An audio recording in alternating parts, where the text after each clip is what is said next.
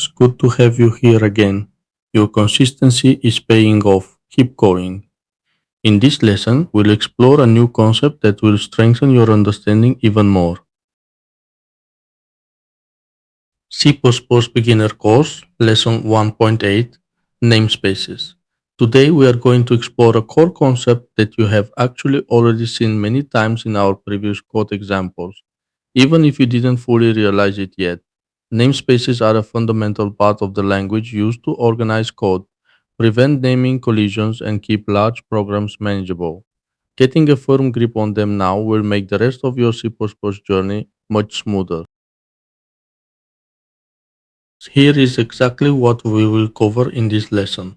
First, we will establish what namespaces are conceptually and why they are necessary. Then, we will break down the std namespace which you see in almost every C++ program. We will look at how to safely access items inside a namespace using specific syntax, contrast the differences between explicit prefixes and shortcuts, and finish with industry best practices to keep your code clean and bug-free. So what is a namespace? Think of a namespace as a container or a folder that groups related code together.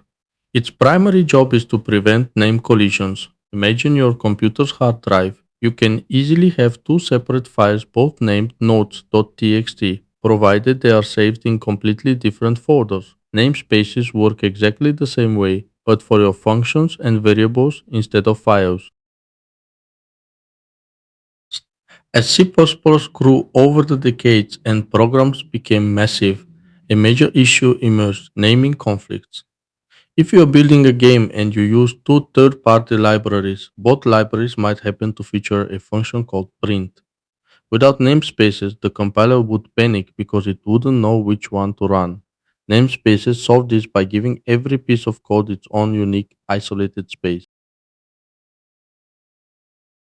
You have seen the prefix std paired with cout in every single script we've looked at so far. Std simply stands for standard. It is the official namespace that houses the entire C++ standard library. This includes tools like cout, cin, string, and vector. When you type std followed by cout, you are explicitly telling the computer, hey, look inside the standard library folder and use the cout tool that lives there. To actually open up that namespace folder, we use two consecutive colons. This symbol is officially called the scope resolution operator. It acts like a directional pointer. It tells C++ exactly where to search. When you write std colons cout, you are instructing the system to look inside the scope of the std namespace, find the cout item, and bring it forward. You will use this symbol constantly in C++. Now you might see a lot of online tutorials or textbooks include the line using namespace std at the very top of the file. This tells C++ to open up the entire standard library container globally, so you don't have to keep typing std over and over again. It lets you shorten your code to just cout. While this seems incredibly convenient, it can be risky.